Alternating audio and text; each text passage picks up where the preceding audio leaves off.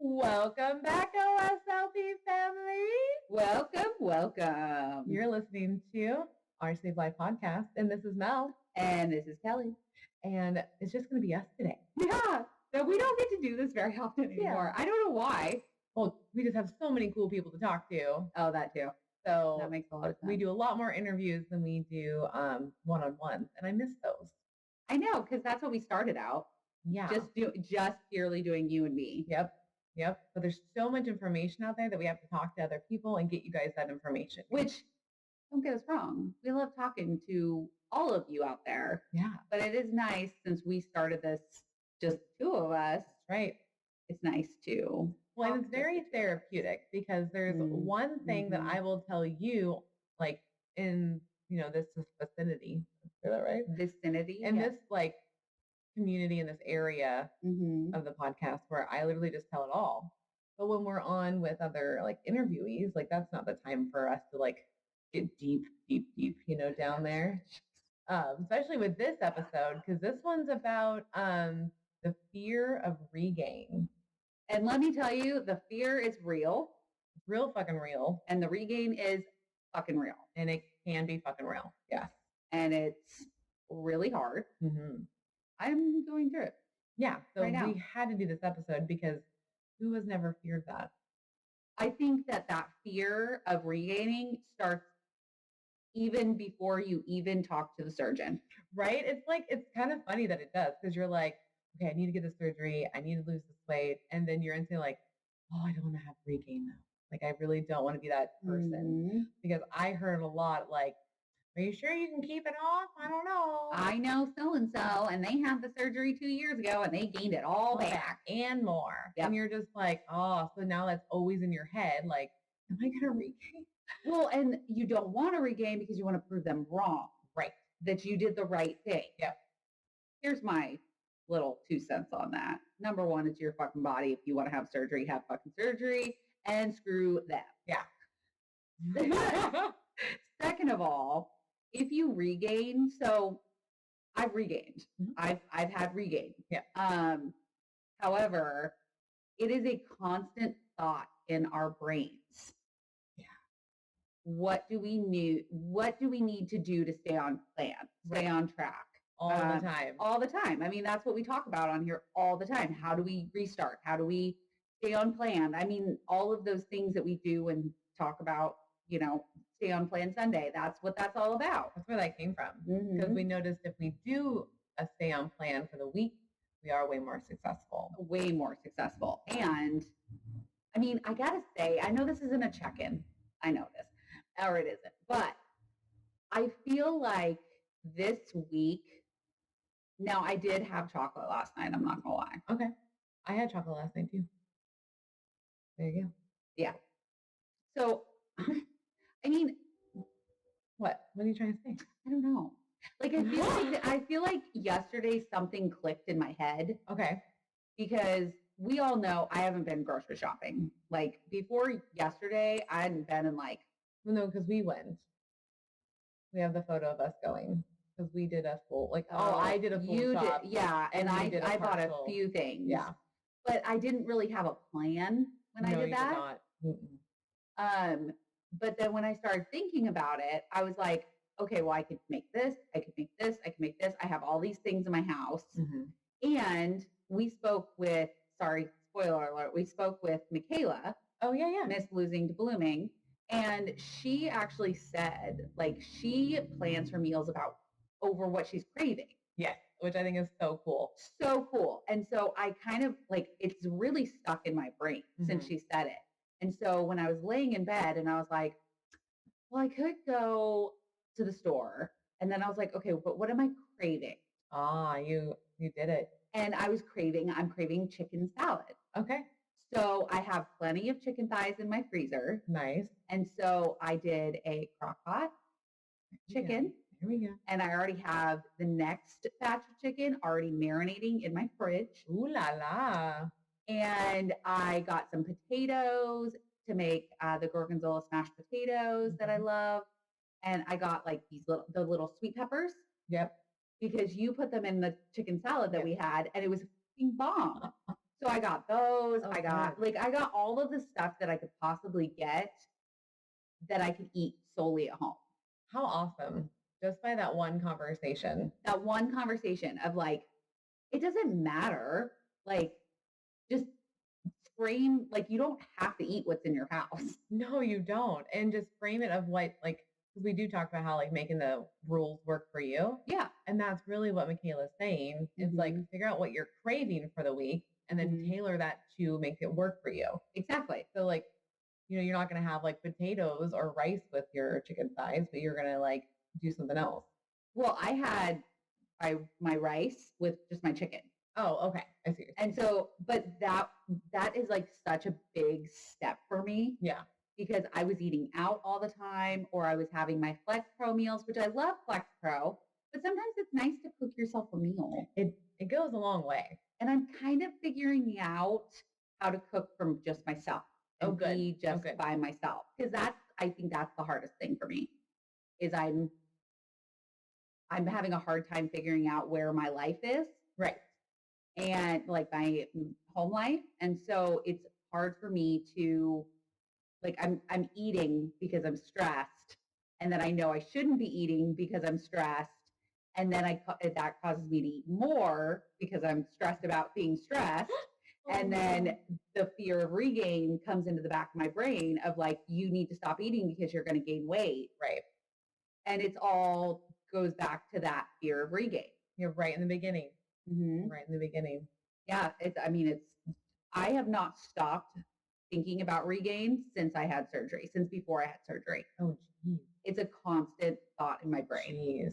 That's rough. Because like I would say, yeah, I guess that makes sense. You're only in year 2. Like you're about to complete year 2. Yes. So, because I would say that does drop off because like once you get to like a happy spot of your body, you're just like, okay, like, but you have to be able to maintain, I think, for a good 6 months for your brain to kind of click that, hey, we're okay. Okay. Because you have to like really see how the number's not changing on the scale. But right now, I bet, isn't it going up and down a lot? It's going up and down because I'm on phetamine. Right. So I'm not hungry, but I'm still eating because I'm stressed. That's what happened with the cake last night that I had. It was cake without me. Like Eric we went to the store and got stuff for barbecue. And we got like ribs and whatever. And then there was that German chocolate slice cake right on the out, and he just grabbed it. And I was like, wow, I guess we're doing this tonight. Like, I'm not telling you to put it there. Yep. So I'm like, you made that decision for us, and I'm going to let you. And yeah, that was the same thing. Like, I wasn't even hungry when I ate that at all. No. I was just like, I had my dinner already. I felt full. I went and did a bunch of podcast stuff. And then I got up to get ice water, and I was like, oh, I could just have some cake right now. Oh, something sweet sounds real good right now. And I was like, I even checked my body. I was like, oh, I'm not even hungry. Yet you still went and ate it. And I was like, I just want this for what it is. And then, and then I ate it. I mean, did the craving go away once you had it? That's the thing, is it wasn't even craving. It was just the fact that I knew it was there. Oh. Because I wasn't like, oh, I get to have my cake. It was like, oh, there's cake in there. I go through that with like the Built bars. Oh, yeah. I go through that a lot. Like, I know that they're in there. Or like my protein balls, because they have chocolate in them. Yeah. I know they're in there, so I go and eat them. Yeah. Because they're there. So I haven't made protein balls in like a week because I'm like, oh, what are you nervous about? I don't know. Protein. They're fine. What's the first word? I know. Protein balls. So why do you care? It's the same thing as with the Muddy Buddies. Okay. Like we all know I went through my little craving of the Muddy Buddies, but it's the same fear of like, I will eat it for every meal. Because if I could have sweets for every single meal, I would. That is so interesting about you. I don't think I ever realized it till this last couple of years of how, like, your sweet tooth. My sweet tooth is a sweet tooth. I didn't think that it was, because when we were kids, like kids, teenagers, whatever, early 20s, like you were into more like savory foods. Oh yeah, I wasn't into sweets. It wasn't until I'm thinking like married to my ex, Dakota, Satan, whatever you want to call him. I think right after I got married to him, that's probably when it like really started to hit me. Interesting. Yeah, because I've never been one to like, I mean, up until after that, the sweet tooth hit, but I was never one to like eat a candy bar. No, I never saw you with any candy bars, cakes, ice creams. Literally, like you had a lot of like Asian food. Yeah. You had a lot of Mexican food, and it would be like, or just a burger or fast food. Yeah. Like, but there was never sweets in there. Like, no, you never was like, hey, let's go to Dairy Queen. Like that wasn't you. That's why when like coming around to like when you're doing the surgery and you're like, I could just eat a pint of ice cream to myself every night. And I was like, no fucking way. What? Yep. What? I thought that'd be like me, not you. It was easy. So I always loved the day after Valentine's Day, Easter, all of that, because all the candy goes on half price. Yeah, they do. And so I would actually go to Walgreens and buy bags of candy. So you're one of those that tell people like, hey, they go on clearance and you actually buy them. Like, because you have told me that every time. And I'm like, I don't ever leave the house to do that. Well, and like now I don't do it, but back then I would like have a bag of candy and I would just like mow through it. Wow. Like if somebody make like ice cream and cake, I mean, I know there's an ice cream cake, but they're not the same. Like, no, I just want like all the sweets to be good for me. Oh. If somebody could make that happen, I don't know if that can happen. I'd appreciate you. Because that doesn't exist. I know, but I want it to because all I want to do is eat sweets. And it's hard for me because I'm going through a lot. You're going through a lot. And so like your regain in your brain's just like firing off because you're like, I can't regain. But then you're like, I want this. Yeah. And I don't have self-control right now. And you live alone right now. So there's no one to check you. Yeah. If I get up in the middle of the night and go get something to eat, nobody's going to know. No, because it's just me. And like with mom, I know like mom wouldn't be like, Kelly, what are you doing? But what she would do is just be there, like physically be there. And so it would you check would, me. You would check yourself because you're like, oh, I can't do that. Yeah, I shouldn't do that. Yeah. Yeah. But I think it's kind of good. Like overall, I think this is kind of good for me. You get to see. It's teaching me my own self-control and ownership of my behavior. And 99.9% of the food I eat is not that bad. No, because that's why I was like, you're scared of protein balls. Yes, I'm scared of balls. Followers, listeners, do you hear this? You're scared of protein balls. I know. Muddy buddies, the things that like that have protein in them that aren't like if they're not high in carbs or anything.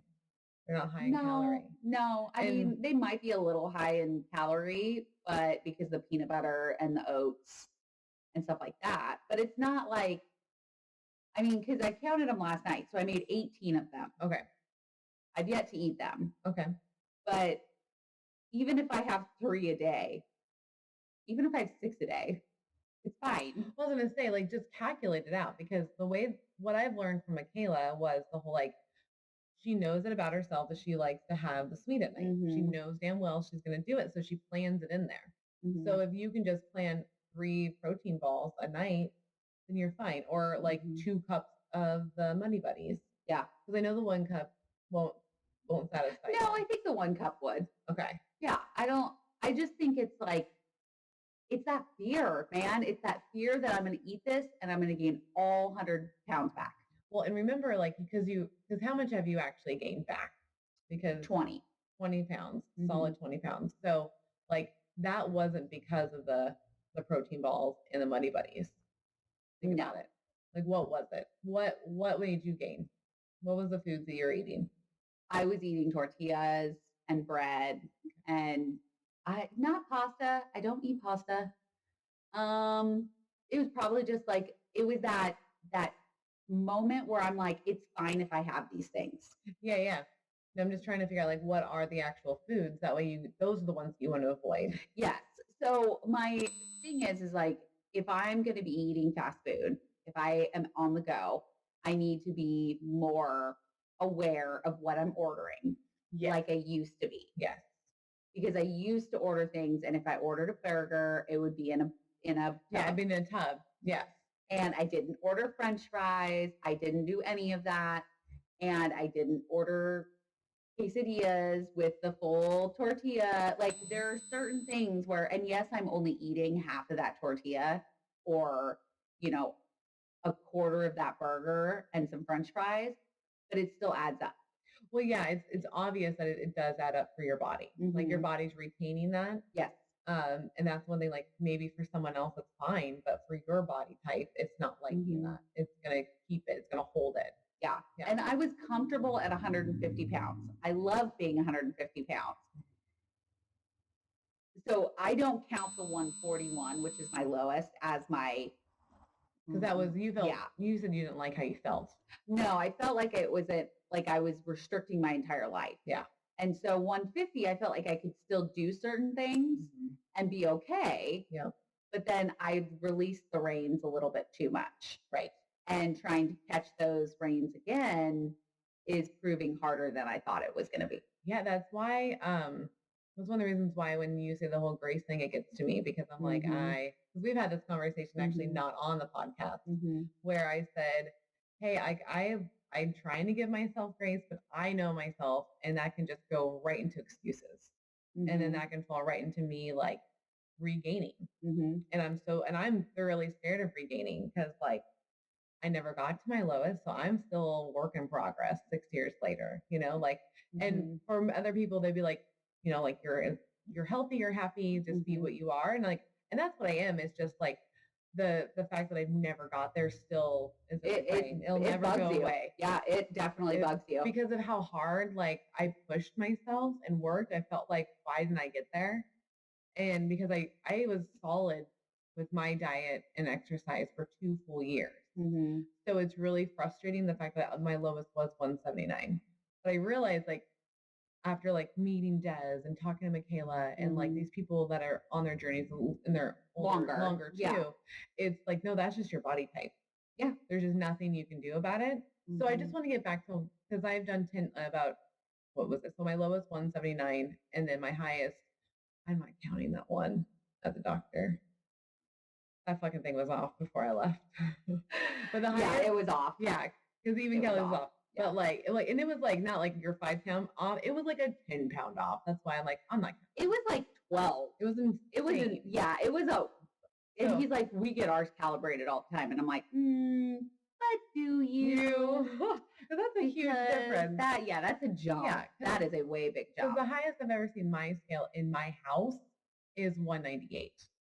That's the highest I've never gotten over 2. Gone back over. I've never gone over. Because that's scary. Because that's my guys. Like that's the moment of, oh no. And so the scale said 204 with Emma, and that's why I was like, what the fuck? Because when I weighed myself before I left, and it was 196. That's what I was like. You look at that scale and you go, absolutely not. I do not condone that behavior. Yes, I don't agree. I would like to appeal. Do not put that in my permanent record. I do not want that in there. Right? It's hard. It's hard because you work so hard. And I actually had a conversation with my Weight is History in one of our challenge groups. Oh, yeah. Because if you guys don't know, if you do the challenges with us during that month, you get put in a group with other people that are doing the challenges, and you can kind of have conversations. People have been really enjoying them. And we talk to you. We talk to you as much as we can. But we were having this conversation because somebody said that they were really nervous to go into their surgeon's office. Yeah.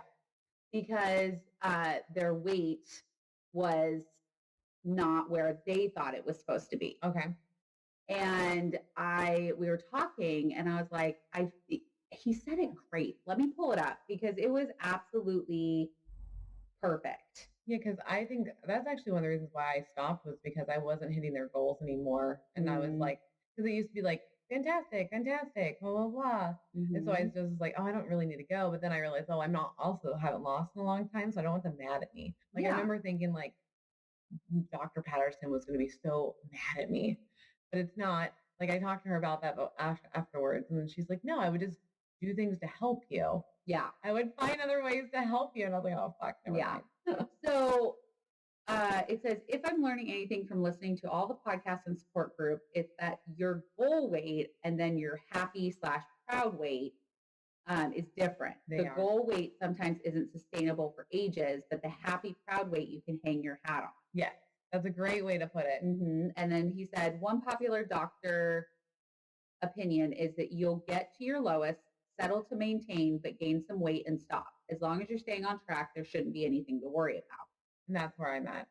And yeah, I mean, I really feel like that's what, and I said it in the group. I was like, I feel like you strive to get to that lowest number. Yeah.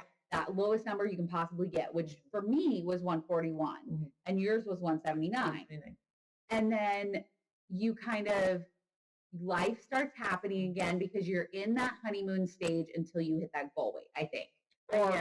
Or your lower weight. I think so, because that's going to be different time frames for everyone. Because my honeymoon stage was a long honeymoon stage. I loved the surgery. I had so much fun with working out and doing the food stuff. What killed me was switching jobs. I switched the job and my whole routine got thrown off. Yeah. Like having the protein shakes in the morning, having the 1 mile walk there and the 1 mile walk back from work completely gone. So like that's 2 miles out of my day gone. I wasn't bringing in my protein shake. And then I introduced Jimmy John's to my diet. Fucking Jimmy John's, man. Then I gained the 10. And then this last like 5 or 6 from COVID. Well, yeah. And I feel like that's pretty damn good for COVID because a lot of people, I've gained the 20. The 20. Yeah. Because, and I can actually pinpoint it like you. I can pinpoint when I lost. When it stopped? Yeah. It was when I went on vacation.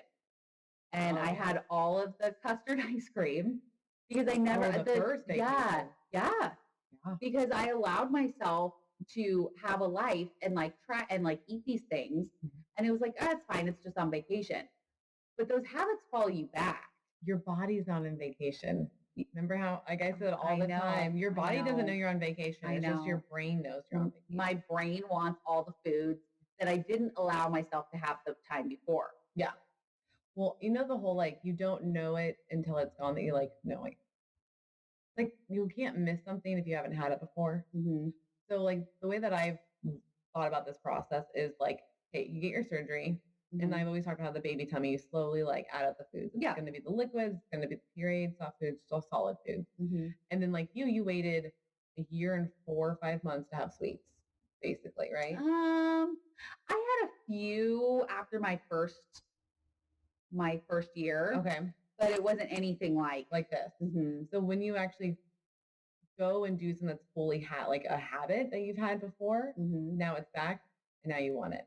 So you didn't miss it before. I didn't miss it before. I mean, I did, but it wasn't like, I have to have that. I would say it's way more intense now, right? Oh, 100%. It's almost like a dull pain when like, I'd be like, I kind of want Red Lobster biscuits.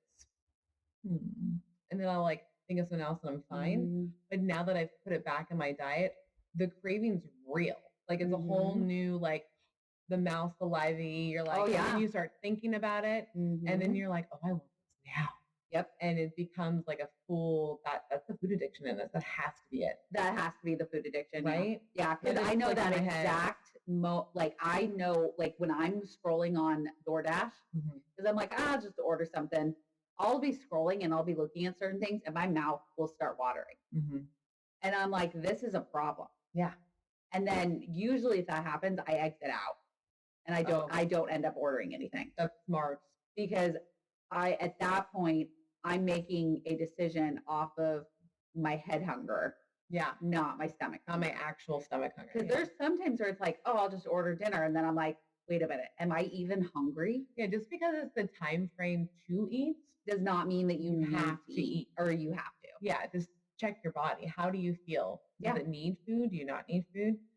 Are you going to be able to get food in a couple hours to where you can just wait? Do you actually need water? Because sometimes we mistake hunger for thirst. Yes. And that's a big thing. That is a big thing. And I'm starting to get around that. I found a couple of things to kind of combat that the feeling. Yeah. So like if I'm feeling like I'm hungry, we all know we're only going to eat a small amount. Yes. Does it make sense? No.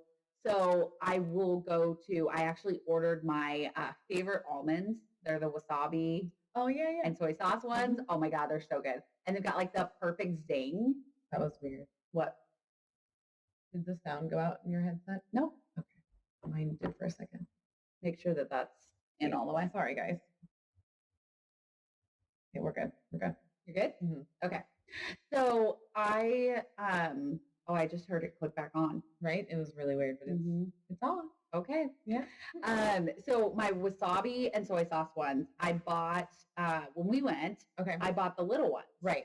I went through those in like 2 days. Oh, snap. And I was like, okay, this is something that I will eat. It has protein, and because I like that zing. Yeah. You love that like tartness. I love it. Zingy, There's something about it. Now the vinegar and salt one, no. Her face, that was disgusting. Like it was like watching her on a live when she doesn't like something because like she bought these herself thinking they're going to be great. And her face like put in her mouth, she's like, oh no, these are not. Yeah, I was like, and I even tried another bite because I was like, oh, well, maybe I was wrong. Nope, I didn't like them. So I got those, and those have been curbing pretty much my appetite at night. Nice. Because I'm like, I can have almonds. Yeah. I used to eat almonds all the time. Me too. Almonds, cashews. Cashews were always in my house. Yeah. Oh, shit. That's me too. Why did we stop buying those? I don't know. We both did. Yeah. That's weird. Okay, we need to bring those back in the house. Yeah. Well, my almonds are back in the house, and I got the big Costco bag. Nice. So it's like this big. And so I literally just leave the bag next to my bed. Smart. And then if I'm feeling snacky, instead of like going out to the kitchen where I know I will find something sweet, I'm just having a few handfuls of those. And like not even handfuls, like 4 or 5 at a time. Our little baby hands. Yeah, our little baby hands. And then that has been curbing a lot. Oh, good. Because that fear is just there. And I'm like, okay, if you go into the kitchen, you're going to eat this and this and this and this, and then you're going to gain all this weight back and blah, blah, blah, blah. And like, I can't bring myself to step on the scale right now. That's the other part of regain is like you can regain because you're not checking in. I know. Because you're scared. I'm scared. Scared to see what that scale says. I'm scared to see that I'm a failure. You're not a failure. Well, and I know I'm not because like I've made huge progress and I am still really happy with the way I look and the way I feel. Good. But I feel like if I step on that scale and it's above whatever number I have in my head. What is that number? Well, what are you scared of? Because I'm afraid to see over 170. Okay. And I know that I worked my ass off for this. Yes, you did. And I do not want to step on that scale and think you fucked it all up. No. And if you do see that number, remember it's a number that can be changed. Yes. And I'm trying to check in with myself and be like, hey, well, am I happy with the way I look? Like, are there things like I would be happy if I could drop 10 pounds, 10, 15 pounds. I think I'd be fine. Okay. I think if I was 150, 155 again, I think I'd be golden. But I bought all of these clothes last summer. You want to wear them. And I can't, like my shorts are way too tight. Like it's amazing what 10, 15 pounds will do to you. But it really does. Yeah. Because like things get a little more snug. Yep. A little bit more uncomfortable to wear, which is what I'm finding. Where are you gaining right now? Like where do you feel my tummy? In my stomach. And here's the other thing. I'm not at work. No, but that's the deal. Like your physical job is completely gone. Yep. So there's that. And you live alone. And I live alone. So like you have no workout routine. Pretty much, yeah. We're trying. What the goal is for her to just do yoga in the morning and then right after do the physical challenge. Just to get 2 times a week. Yeah. That's my goal right now is just the yoga 2 times a week, but the physical challenge, we both got to get back on track on that. Because I have missed a couple days. Yeah. I will be honest. I call myself out. So I've been way better this month than I have any of the other months. It's true. So I'm calling that a win. That is a win. I'm trying to like focus on my wins and not what I view as failure, because I think that's the regain part of that. I think a lot of people see regain and they see failure instantly. It's like almost like it's an alarm. Yeah. It's like going off. And it's not being a failure because all it is you being a human. Like I can see if like, and I'm not saying that you're a failure if this happens to you, but I can see why you would do this. Like if you did like literally regain all of your weight back. Because then that would be devastating. And it would be devastating. And I think that's why we have such a huge fear of regain is because like all the stuff you have to go through to get this surgery. Some people have to jump through so many fucking hoops. Well, like Canada, it's like a year of their life. Yeah. Like, and some people have to pay for this out of pocket. Like, people are traveling places. So I get it. Like, that fear of regain is just the whole, like, well, I did all these things and now I guess I am a failure because it didn't work. So it's like, but those are few and far between. It is. And also that means that person needs, there's something missing there. In the whole care, there's something missing. Like, and that I feel like is more of a therapy thing. Yes. Because like, I wish that I had the 6 months of therapy. Yeah. Going through it in the beginning, like, because that would have helped me understand my feelings way quicker and wondering why I was feeling this way, because I didn't realize I was like food addict until after the surgery. Yeah. I had no clue. Like my aunt, and I love her to death, and she would be like, just don't emotionally eat. And I just didn't understand really what that was. I was like, that's not me, because I don't cry and eat. So that's what I thought emotionally eating was. You have to cry and eat. Yeah, like it would be like and not like simultaneously, like where I've just cried and then I crave and then I go get it. Because that's not what was happening with me. It would be like I would deal with the emotion in the moment, and then an hour later and then I'd go get what I want. It wasn't like so instant. So I couldn't tell, is this because I was upset or is this because like I'm just wanting that food? I couldn't distinguish. Okay. And now I know. You see the correlation. There's a huge correlation because I'm listening to my body more, which is what we want you guys to do, because I was craving the fries every time I was upset. Yeah. And I was literally like, so I get the whole thing, because it's like she would cry or be upset and I'm like, what can I get you? And she's like, all I want is fries. Okay, I'll get that for you. Like if that'll make you feel better. Instead of being like, no, let's break down why you're crying. Yeah. Let's break down why you're feeling upset. Because that's what's going to make you feel better. Yeah, because you treat the problem, not the symptom. Yeah. Yeah. And that just starts there. Because like I've been trying to do that more and more with Eric and Dylan too. Because it's like, why are you wanting this food? Like this food is not necessary. Why do you feel like you need like a tub of chicken instead of just like the little 2 pieces of chicken? Yes. Like, I was like, because what I told Eric now is because he'll do that. He'll like, well, I'm planning for later, Eric, to make sure he has food. Of course he would say that. And I'm like, I love you, honey. But the deal is like, let's just prepare for this Eric.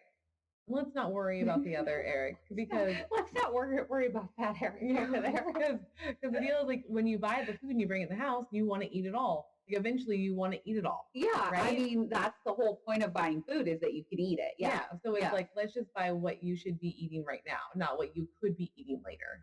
So that's our new, and then he's seeing it. He's realizing, oh yeah, I want a big cup of chicken. I want these sugars and stuff.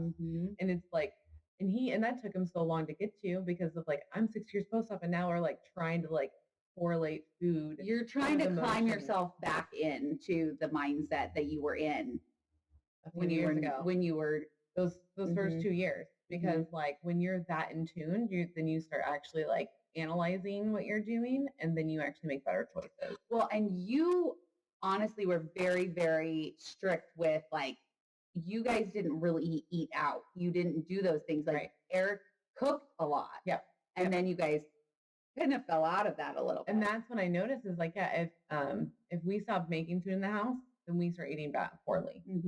So it's like, we all have to be up on our game of like, we need to make food. We need to like, because we like to create things with our hands. And I think that's what the deal is. Eric loves to cook. I like to bake. So it's like, get back to your roots.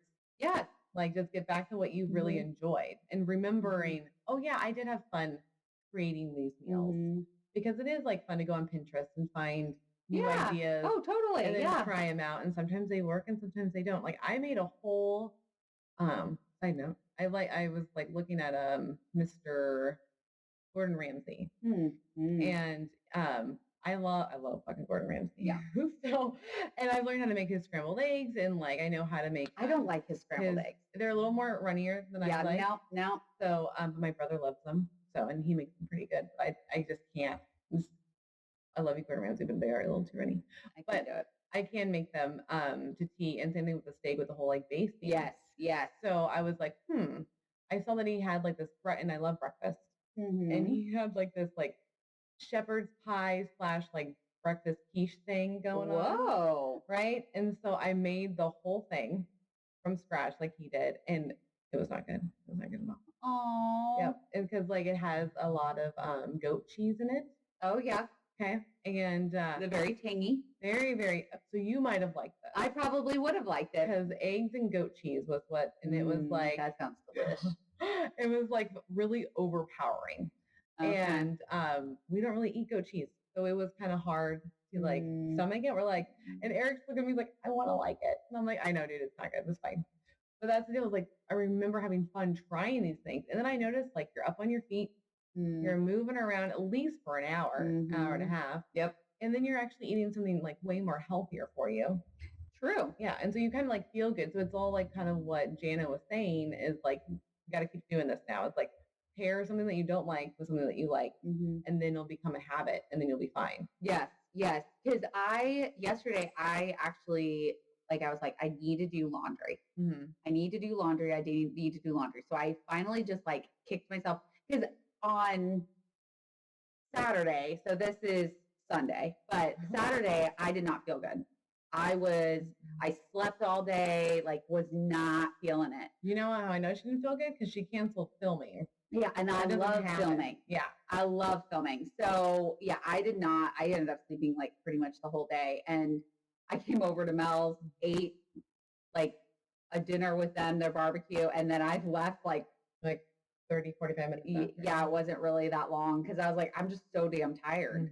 And I ended up going home and sleeping. Yeah. Like straight through till the next morning. So I needed some sleep. Needed that shit. I don't even know what the point of that was. Oh, I needed to do laundry. So I was like, I need to get the sheets off my bed. Okay. And I need to but I knew that if I put my sheets in the washer first, then I wasn't going to do my regular clothes. So I waited and I did all my clothes first. Nice. And then put my sheets in. So then it forced me to do something that I didn't want to do. Oh, good. Yeah.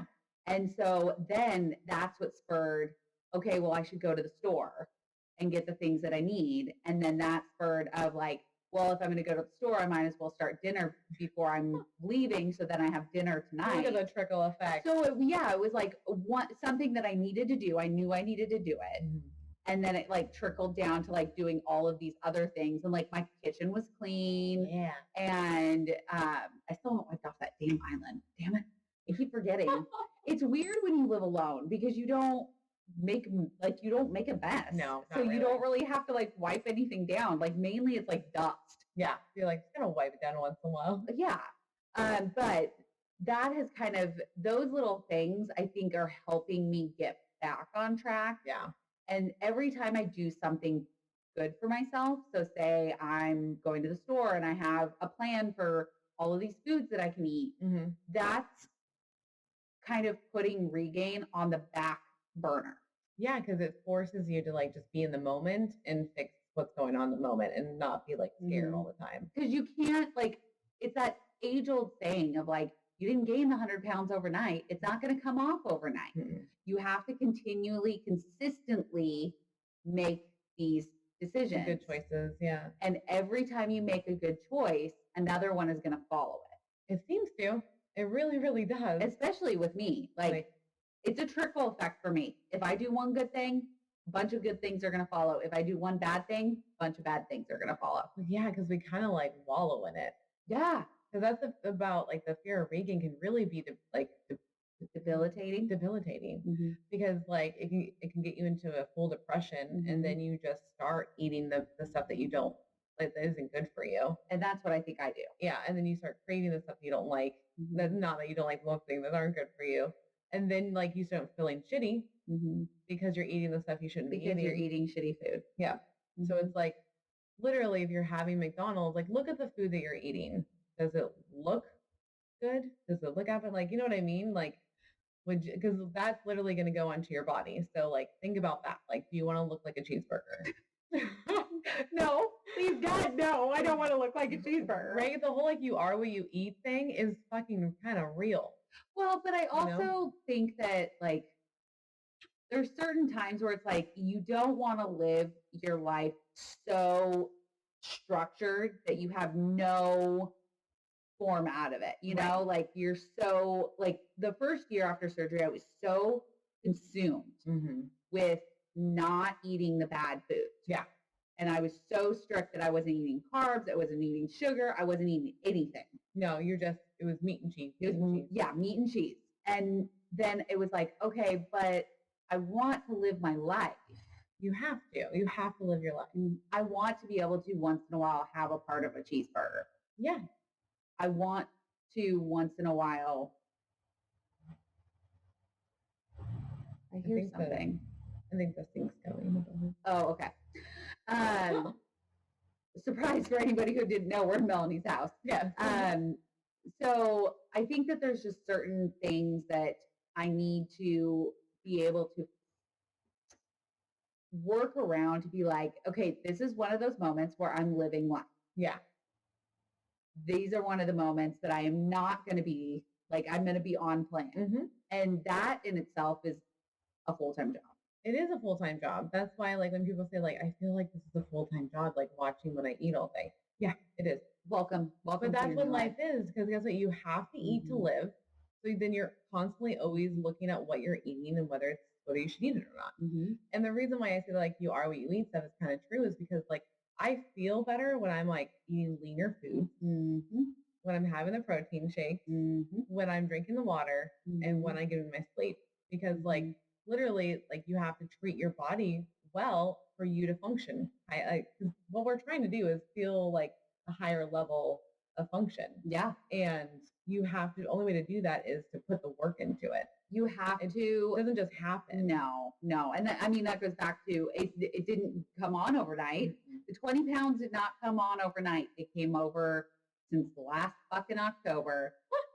Right? Yeah. It took a while. Like, no, I would say August. It was August. Was your lowest? No, August was when I went on vacation. And that's when everything started to like go down. When you went to Sarah's? Okay. That was September. That was our launch. Just kidding. I won't ever forget that. No, because I didn't know. I didn't know. We didn't know. Now we know. Now we know. FYI, no one can go on vacations after a launch. At least a week. Yeah, give you 1 week needs to happen. 1 week. But no, that makes sense. Like that's kind of thing. Like we're in April, so that's 8 months. So yeah, it took 8 months to put on 20 pounds. So that's all the little tiny things of like, oh, it's fine. Oh, it's fine. I'm stressed out. It's fine. And also what we learned from Dr. Jovac and Jana and all of our other doctors is like, sleep is really important to gain. Yeah. And so like, that's a problem. Like you can't like, when you're stressed out. So you're stressed out and you're not getting sleep. And I'm eating the wrong foods. And you're eating the wrong foods. Like it's a trifecta. Like there's no way you couldn't have had some sort of regain. Yep. So, and I think also people get scared of the word regain because I actually did when we did our walk for the weight loss awareness. Oh yeah. It was like September-ish or August-ish. And we were filming it. And at that point I really have been at the normal, like, well, I've been at 192 for a long time. Yeah. And on that day I went down to 189 and we were all excited. Yep. And you said something like, this said something about regain. And instantly my brain was like, fuck you, I didn't regain. The fuck, like instantly it would anger but technically any gain's a regain. But in my head, I think of a regain where it's like 40, negative 50, 60 pounds. Like it's like noticeable. Like that's where I thought where regain means. And so like that fear of even the words of regain can be different for everybody else. Yeah. Because I think regain as anything over what you wanted. So, go back to that, like goal weight, happy weight. Right. My goal weight was 160. So technically I'm only like 10 pounds off from that. Right. But my happy weight is like 150, 155. So anything over 155 to me is regain, whether that's half a pound, 2 pounds, 10 pounds. Yeah. It does not matter. And for me, it's whatever how the doctor's like, well, there's an average weight gain. It's like 10 to 15. 10 to 15, yeah. And so as long as I'm in that window, I don't count it as regain. Okay. because the doctor says that that's normal, that you should be up about 10 to 15 pounds from. So my head's like, wait a minute. Kelly's saying I regained and I'm still in that window. And my brain like fired off for like a second. And I was like, that's not what she means. No, I would never She's not say that. meaning it malicious. I'm just taking it malicious because like of The rest of the world, what does the rest of the world think of when they think regain? Oh, you failed. Mm-hmm. You failed your weight loss surgery because everybody else gained their weight back. Yeah. Now I'm a walking statistic of the people that got regained, and now I'm like lumped in, and then that makes me mad. And it's like, wait, that's not what it is. Well, and every person's journey, as we've said before, is different. Yeah, because your regain or your journey is completely different than what I've gone through. Yeah. I mean, you were very, very on top of things for many, many years. I wish I fucking documented that. Like looking back, it's so stupid, guys. Document the shit out of your first 2 years. They're like, you will definitely regret it because like the shit that I was doing is insane. Like at least for me, I feel like it was insane. And that the fact that I have no documentation of the workouts I was doing, the 2-a-days I was doing. I was running the sleds. I was doing tires. Like it was stupid. And I want to do that because I did that when I did boot camp and I fucking loved it. It feels good, right? Yeah. Like pulling those sleds and shit. Yeah. You feel like almost like a warrior. You're like, fuck like me. Yeah, I did that. I want to do the ropes. I've never done that. Those are fun. I want to do them really, really bad. You feel like a football player. Like at least that's what I did. I felt like a football player when I was doing them, but I was like, he had me squat and run the ropes. Yeah. And that was like after like a minute, I was like, this is insane. Yeah. This is burned like a motherfucker. I want to do that. Once gyms reopen. Yeah, once it's like, well, I think once we have like, you're fine. You can go. Yeah. But I don't think gyms are open, are they? Oh, that's true. I think it's hit and miss. Some are open, some aren't. So I may need some to have of them are biting by the rules. Some of them aren't. We don't know. I think you have to wear a mask when you're doing it. Yeah. And that's the deal. Like, I just won't go into a gym because like I can't breathe. It's just I know that like you can do it if you really want to. Fuck your face. I'm not doing it with a mask on. Like I breathe so heavily. Yeah, you do. And you really do. I'm like she does. Yeah, it's like I've taken like a full breath, man, and I want to be able to do it, and my whole face like will get all sweaty real quick. You are a sweater too. And I sweat around my mouth when I hate She's always like, I'm sweating so bad. I'm like, there's not a drop on me. Oh, I know. I'm like, you bastard. It's not until we did what was the last one we did? And we did like the 3 rounds or whatever. And I'm like, oh, fuck that. We did our physical challenge and turned it into a full workout. And she was finally sweating. I was sweating. I was so excited. I was like, that's right, bitch. You fucking sweat. Get that sweat on. How can I'm the only one on the camera right now just sweating profusely? I don't know. But it's funny because I do still get hot. Yeah. Like your face is red. You just don't. Yeah, which is funny because I always sweat before. Yeah, I remember you talked about that with the makeup thing, right? Like that was the thing with that. Yeah, because and I think we talked about it on our makeup tutorial. Oh, do we? Actually. I bought makeup and then I was like, oh, I sweat through it. And then I started thinking about it after the fact and I'm like, no, there's nothing wrong with the makeup. You're just sweating profusely. Yeah. Like no makeup can hold up to that. Because you were buying like you'd like level up your makeup to try to get it to where like just because you're sweating it wouldn't go. But it's like you're fucking sweating. There's nothing you can do about it. It's like when you do your makeup and you put your mask over the top of it. The mask is gonna rub off your makeup. Yeah, no matter what makeup you have on. Yeah.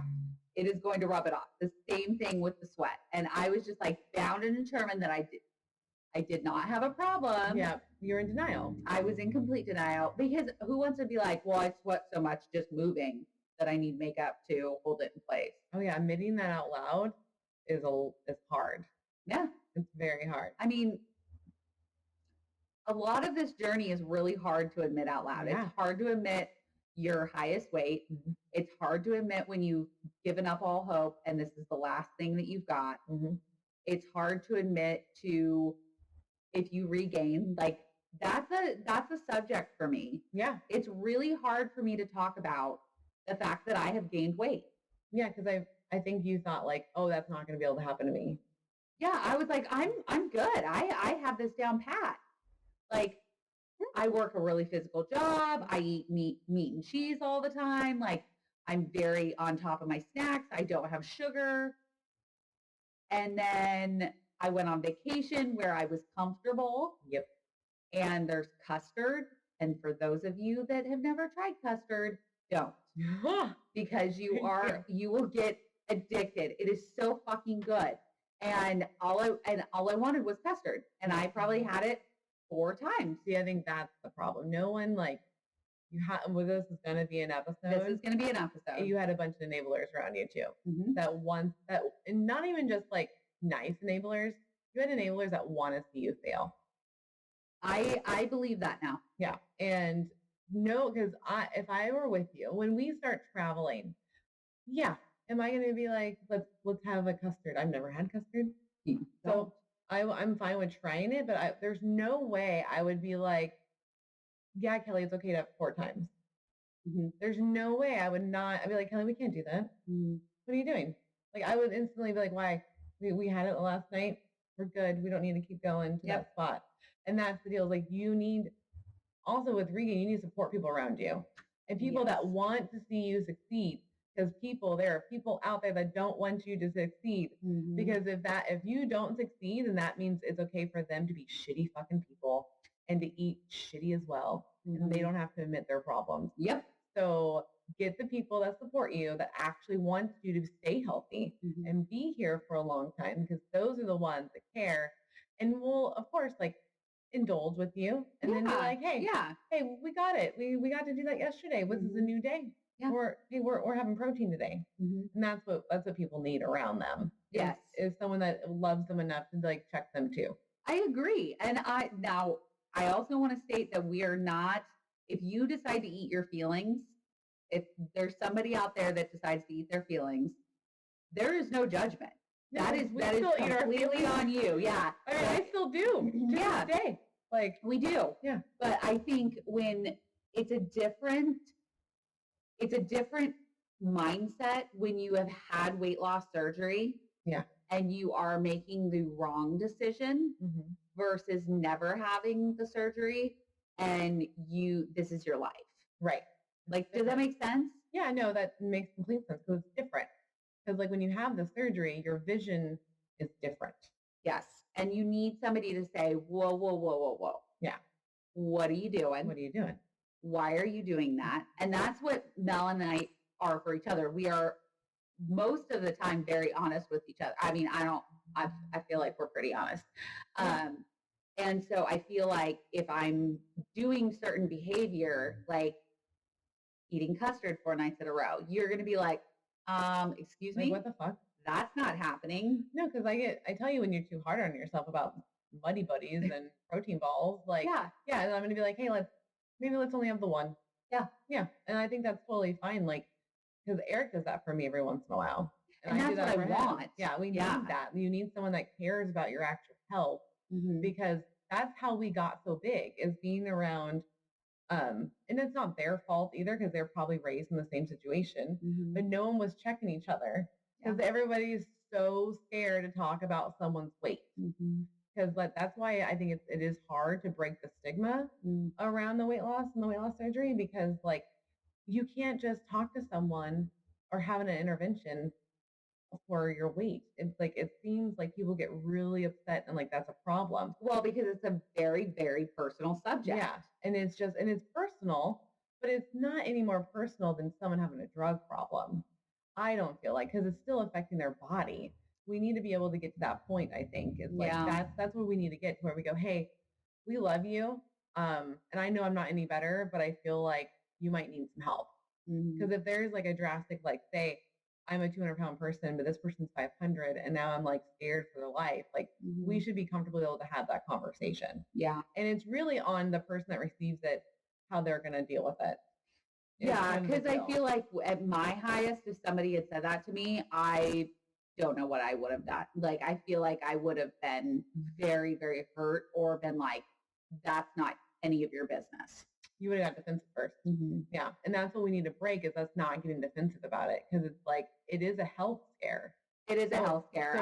So if someone comes up, I think for me, I would have been like, I would have cried. I would have been upset, but it wouldn't have been about them. It would have been upset about myself. I would have been upset saying like, oh shit, like I have let this go so badly that someone's talking to me about it. Like that's scary. That means like they've noticed. So like I get the whole like let's be upset about it, but also now it makes me start thinking. Like that's the deal we need. Yeah. Is people being like, oh, it's okay, like, hey, I need to think about this. What do I want? Because it looks like I'm just getting bigger and bigger and bigger. Like it's different if you like plateau. Like say like you get to 250 and you stay there for years and years and years. I feel like that's a better situation than like how I was climbing. You were climbing. Yeah. Like we never hit a spot where it was like, you're going to sit here for a while. No, every year we were gaining 10 to 20 pounds. Yeah. Oh, easily. Yeah. And that's a lot of weight. That is a lot of weight. It's a lot of weight. And now that I know that the whole, like for every 1 pound of pressure, like what is it? What's the rule? For every 1 pound you lose, it's like 6 pounds of pressure off of your, right? Yeah. Off of your knees and your hips. Yeah. And that's a lot. Because pressure is worse on your joints than just the weight itself. Well, yeah, considering we both lost 120 pounds. Yeah. 120 times 6. 120. Yeah, 128. That's insane. That's how much pressure was sitting on your knees and your hips. Yeah. And just think like if we did not get the surgery, like in 10 years, we both would be like having to have a hip replacement, knee replacements. Like, you know, like this way we don't have to have future surgeries. Well, I mean, you know, as much as we can. Yeah. Like preventable as we can. Because we're preventing we're hopefully preventing the behavior from continuing. Yeah. Like that's kind of the point of the tool is to teach us. It really is a tool. It teaches us like how to be in tune with your body. What is nutrition? Because also I don't know what the curriculum. Yeah, it looks like for school anymore for like, I don't know. Because Dylan's going into that now with high school. So I'm going to look when he has health classes, what they cover, because there should be a whole nutrition class that everybody has to take. I think that should be mandatory. I do think that nutrition is we don't talk about it enough. No, like we have no clue sometimes. I had no clue until I went. Like I knew the basics, right? Right. Yeah. You know, there's a fruit, there's a vegetable, there's protein, there's carbs, right? Those are your basics, your sugar and your dairy. So you got all the little things. Right. And I knew like, oh, you need like this amount of protein, this amount of carbs, like you need to have a vegetable with every meal, right? So we knew the basics. Yeah. But beyond that, but we didn't know why we needed those things in the meal. I think that's what's key is like, I remember that now, like in middle school or elementary, they're like, this is where the meat would go and this is the veggies and like only have these things every once in a while. But no one ever explained why. Like, why do I need to have these things in my meal? Oh, because by the way, the greens are going to make you feel good and help you like do X, Y, and Z. And the fruits do da-da-da-da. And proteins are really important for healing and blah, blah, blah. Like if they could have actually like broke it down, which thing is so important, it would go a long way. Like that should definitely be a fucking class. I think that's a great idea. And probably taught through like every like elementary and middle school and high school. Because sometimes when you get to high school, your habits are already fucked. Oh yeah. You know?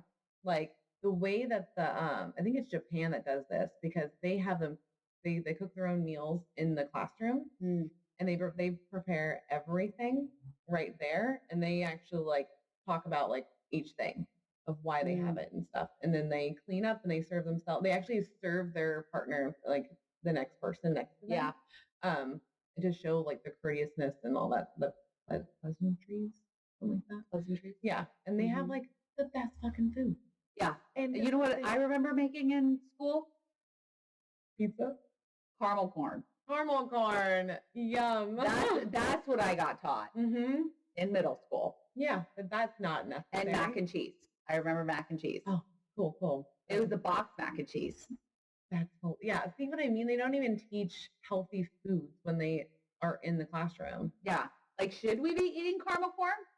Right? I mean, maybe a little bit. Mm-hmm. I mean, but would it be better if we learned how to, I don't know, cook a chicken? Yeah, because you know what Dylan had to make for his like 6 weeks of his home ec class? Yeah. First thing was cookies. Mm-hmm. Second thing was pizza. Mm-hmm. Third thing was cinnamon rolls. Really, dude? Those are the three? Yep. Holy shit. Like he wasn't in a baking class. He was in home economics. So that's also a problem. Like you're not even teaching the kids like how to make healthy meals. So how are we as a community supposed to know if we're not taught? Yeah, because like they all say, "Oh, that comes from the family." Well, that comes from the household. Like they should know how to make meals. I can hear them just go on and on and on about that. Well, also, giving those parents and those families went to school too, and they still weren't taught a healthy food. So it's just like a cycle. Yeah, it's insane. Yeah, and they wonder why we get big, and then we have like the fear of regaining when we try to have surgery because then we get judged. Yeah. If we do have regain. Mm-hmm. But it's like we have to learn all new habits. Like this process is literally like a full life-changing journey where you have to learn the new habits and try to get rid of the old ones.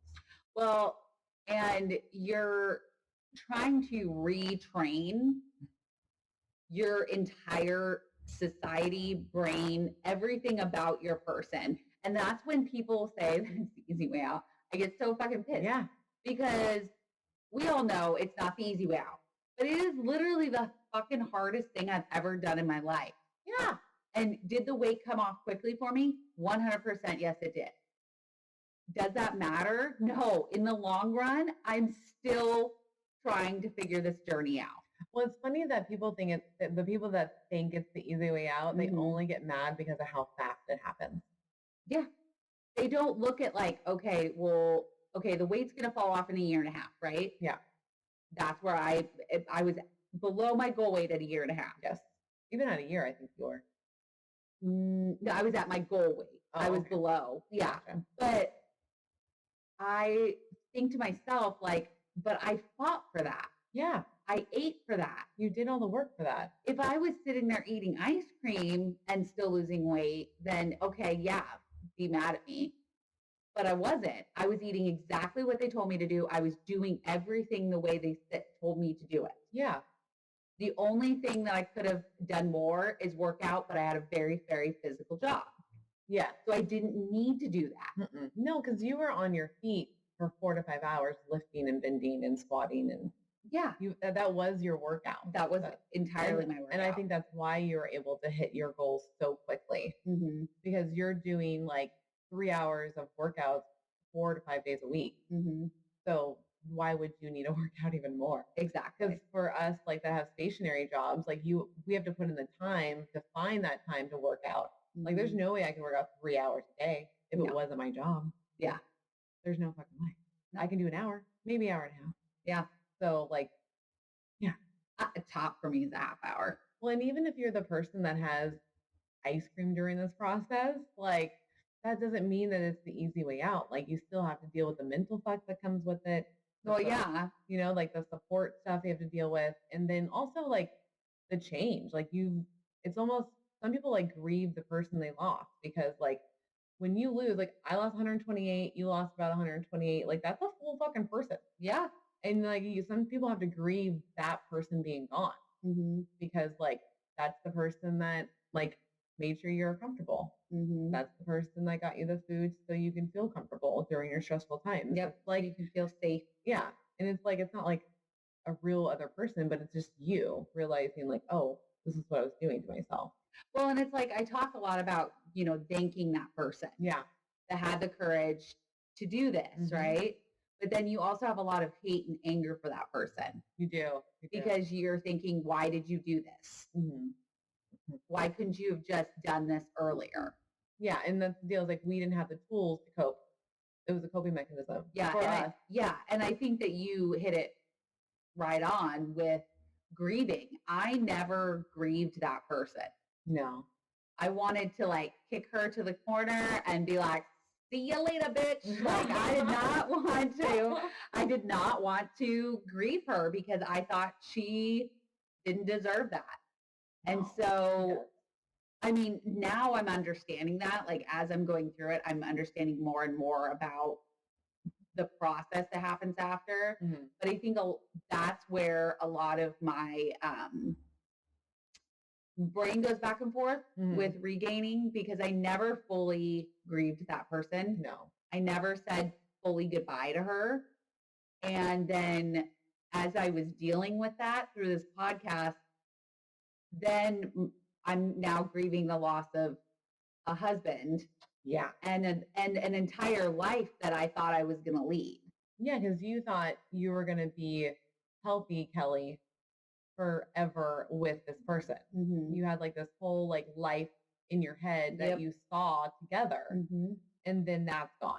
And that's gone along with the person that I thought I was. Yeah, it's kind of like they left together. Yeah. Of like who you were. So now I'm having this massive grieving section. And that is no excuse to eat like an asshole. No, it's like it's almost like you're just refinding yourself. I am. Yeah. And part of that is like, I'm making mistakes, right? Mm-hmm. So like I'm making these small mistakes, but then as soon as the next morning I wake up and I'm like, why did I do that? Yeah.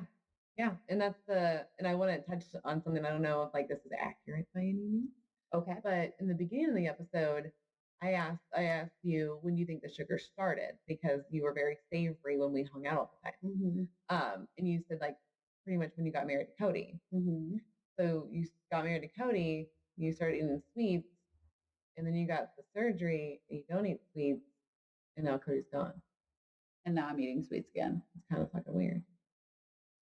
So I don't know if he's like your trigger of sweets. I mean, he could be. He very well could be. I wouldn't. I mean, I'm finding out new things about myself all the time. Yeah. And that could very well be it. Yeah. And I think I feel safe with sugar. Yeah. Because that's safe with Cody. Yeah. Yeah. It's a safety thing. Mm-hmm. So you like to keep a step around to help cope with safety. Yeah, because I want to feel safe. Because I actually talked about this in my therapy session back when I was still, like when I first found out I was getting a divorce and I was, trying to cope with everything. Mm-hmm. I thought that Satan was going to be safe. And I actually said that. And she goes, okay, why did you think that he was going to be safe? And I said, because my dad was never around and he was not a safe person. Right. And so I wanted somebody the exact opposite. Yep. And that's why I chose Satan, which sounds really bad. I know, sound really bad. Why I chose Cody, or why we chose each other. You guys are very comfortable together. I thought I was very comfortable. Yeah. And now I'm learning that comfortability is not always good for you. Yeah. And being outside your comfort zone, I like to be there. I like being in that area. It's fun. It's fun for me. I do not. Yeah. I like to be in my comfort of my own little self and just be myself. Yeah. I'm one of the weirdos that like change. I hate change. And you hate change. Yeah. Yeah. I mean, there's certain change that I'm okay with, like updating, refreshing things like that. That's good. That's fine change. Personal change. I don't want, like, if you're going to make a big life change, help me out. I don't want to be a part of it. I do not like change. She adapts though. I do adapt. I adapt quickly. Yeah. I feel like I have the skills to adapt quickly. I just may not like it. Understandable. But I will deal with it, because that's the only way to do it, is to deal with it. Well, that's the only way to get out of it. Like, cause like, how do we combat fear of regain? I think you have to just continually tell yourself that it's okay, but you can't give yourself so much leash to completely go off the rails. You have to be able to be like, it's okay if I gain a few pounds. Yeah. That's going to happen. And the, surgeons and such are going to tell you you're going to hit your goal weight or your lowest weight, and then you're going to go up about 10 to 15 pounds. Yeah. And I was scared for that. But that came and went very quickly. Just going to say. Well, and I would say like this analogy of you want to be a rubber band, not a leash, because a rubber band will snap back. Ooh. With the leash, you can go farther and farther and farther. That's a good saying. Yeah. I like that. Thank you. I kind of paired a couple of ones that I knew together. No, I like the that. Rubber band. Be a rubber band. Be a rubber band, because like you're human. And you want to enjoy life. Yeah, just enjoy your life, but just make the things work for you. Like, and the way that I'm saying that is like, if you know yourself, like, okay, I like margaritas, right? We all know this. And I like mimosas. So I only give myself one day a month where I have mimosas. And that's true. Right before Patreon meetings. And they're amazing. And they're peach. I love them. And they're peach. Yeah, we do peach champagne with peach juice, and holy shit, it's amazing. So it's like, really good. But I know that about myself, right? So just like kind of jot down, I would say, like, and this is what I've done is like, hey, what are the things that like I am not going to budge on? Okay. What are the things that I like to do that like I know kind of high in carbs or sugars or whatever it is? And that's going to be my margaritas, it's going to be my mimosas, and it's going to be my cheesecake every once in a while. And so you just have to make it work. So it's like, okay, I give myself, like, I haven't had cheesecake for 2 months. So it's like, but I know that I'm going to have it probably sometime in the summer. Eventually. So you have to just plan for it, because it's just you living. So just like, hey, plan for the things that you actually enjoy, so that way you don't feel deprived.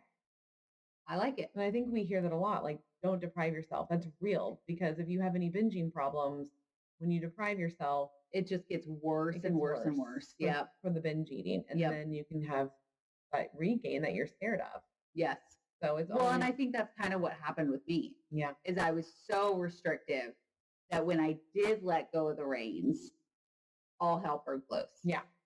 Whereas if I had been a little bit more lenient with myself during my journey and maybe lost weight a little bit slower, but I was at least like enjoying the process. Yeah. I think it wouldn't have been as drastic. Yeah. And yeah, just use those tips and tricks, especially from Michaela and from Jana, the registered dietitian, and Ellen, because like there's easy ways to make this work. It's all about like the next meal is what I got from everybody. Step. It's literally like, don't wait till Monday. It's literally like, oh, tomorrow. Or if it can be the next meal, be the next meal. So I think personally, because hearing you talk about how it was at your old job, that's doable, right? That's why I try to do the walk in the morning and the walk in the afternoon, because they're both miles. And so I can get that back, because that's what I'm trying to get my routine is back to what I enjoyed, because I loved it and it worked, and it's only 20-minute walk. And eventually it'll be less than that, because you'll be running. Because like, yeah. And I should technically, like, you're supposed to be able to do a walk, 1 mile in 15 minutes. So it's like as a walk. So, and I've never been able to do that. No. I can run it in 14 minutes, but I need to be able to walk it, I guess, in 15. I don't know who came up with that number. Like, you're a complete failure if you don't complete a mile in 15 minutes. Like, I average like 19, 20 minutes every time, like on clockwork. Yeah. Even when I was a kid, I never could do it. Yeah. I walked it. They were like, you need to do it in 15 minutes. I'm like, nope, still walking. Well, for me now, I'm trying to just build a new routine, because that routine, like, it's dead and gone. Let it be dead and gone. You mourned it. Yeah. It's gone. It's buried. I need a new one that fits my new life, because my new life is working for Progressive and doing the podcast and having a teenage son. So it's in a husband where I have to make sure my time's allotted for certain things. And so like me doing what I tried to do before is just not going to work. And it's just not happening. And that's fine. Just need to find the new stuff. So like my new thing too is the whole, like, get up, do the yoga, do the challenge, and go on the 1 mile walk. I feel so accomplished when I get those 3 things done in the morning. And it takes like less than an hour. That's the deal. It's like 1 hour. So like just me getting up at 6:30 is helping me make sure I get all that stuff done. So it's just getting that routine plugged back in. I'm getting it where it's like, I would say about 3 days a week now. Like I have that down. It's solid for It's 3. solid for 3. It's definitely the Tuesday when it's Monday, Tuesday, Wednesday typically, Okay. or it's Tuesday, Wednesday, Friday. Thursdays are hard. Thursdays are real difficult for us. It is because like I'll get to her house early. It's really hard for us to like just like get up and like do the yoga, then do the workouts. Well, we were doing really good. And then all of a sudden we had like 3 weeks in a row where it was just like the most random shit was happening. Like somebody was crying and maybe a little bit. And then I got locked out of my house. And I mean, there's just a lot of shit going on. Yeah. So, I mean, it's now it's just like getting it back to like I really just want to be able to do it Monday through Friday, just at least the yoga, the walk, and the physical challenge, because that goes a long way. Just think about it. That's 5 miles a week, at least just in my morning. And I'm trying to get that afternoon one in too. So yeah. And I would love to, if I can get to this point, not if, when I get to this point, is doing the whole like couch to 3K. Yeah, I still want to do that. I want to do that. So I would love to be able to, and I guess like it just tells you walk now, and then you walk, and then it says run now. So I'm trying to, I want to play with it and see, can I listen to a podcast or music and it still tell me when to walk and run? Oh, that's a good question. Because that would make me do it and be more distracted. Because if it's just silent and I'm just waiting for it, I'm going to get real annoyed. Yeah, no, I don't think I could do that. Right? There's got to be a plug-in or something for that to do that. I wonder. So we're going to check that out. So stay tuned for us doing the couch to 3K. Maybe just her. Maybe just me. We'll see. Just saying. Well, we got to get you back to the physical train because you don't have a physical job. Yeah. You hear that, guys? That like almost like a growl. I know. Is the hard thing is that I know everything I'm supposed to be doing. Implementing it is a whole nother thing. Oh, it's a whole different ball game. That's a whole different mindset. Yeah. So like that's because it's like a jump over. It's like a leap you have to do to get there. So what can we do to combat the fear?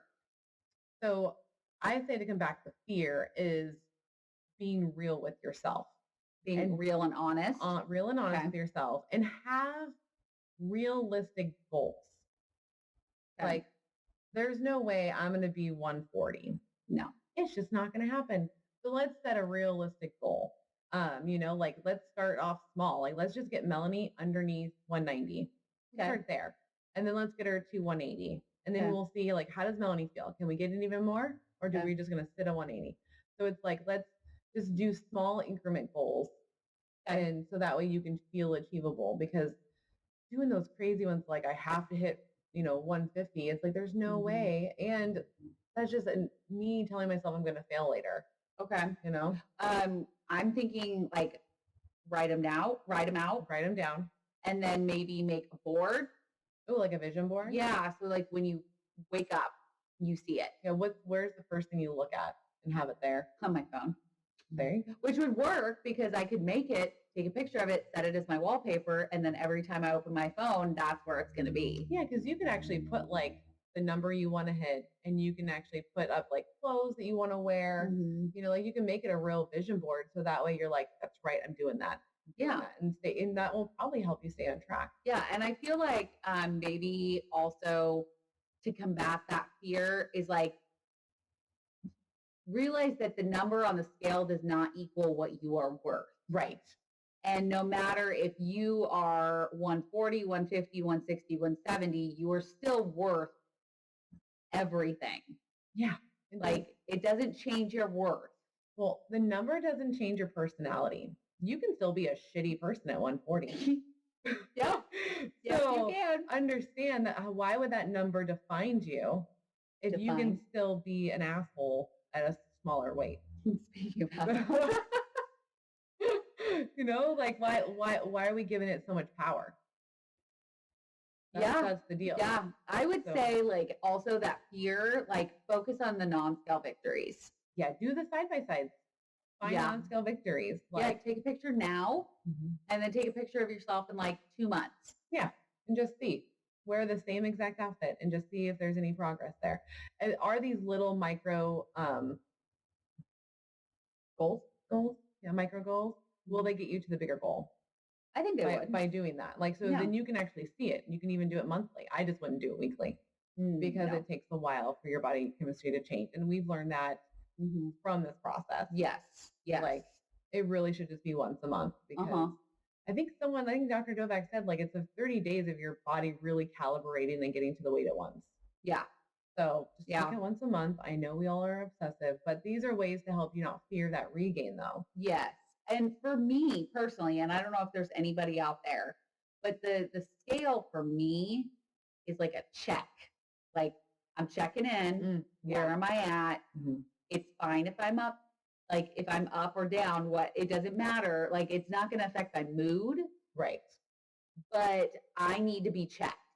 Yeah. And if it does affect your mood, then get rid of it. Yeah. Don't do it if it affects your mood. But for people that are like me, like where you need to actually physically see that number and be like, okay, I am still at my same weight.